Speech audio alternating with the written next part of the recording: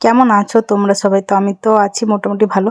তো আজকে যাব আমি আমার একটা বান্ধবীর বাড়িতে। তো তার জন্য আর কি প্রথমে স্নান করে আমি খেতে বসে পড়েছিলাম। শাশুড়ি মা খিচুড়ি করেছিল, সেটাই আর কি খাচ্ছিলাম আমি এখানে বসে বসে। তো তারপরে রেডি হব, তো তারপরে আমি বেরাবো।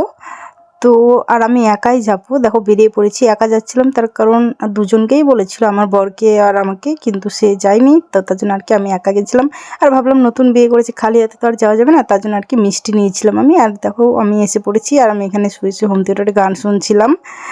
তো আর এই যে খাওয়া দাওয়ার পরে আমি ভিডিও শ্যুট করেছিলাম, এটা ছাদে গেছিলাম, ছাদে থেকে আসার পরে ভিডিও করেছিলাম আমি।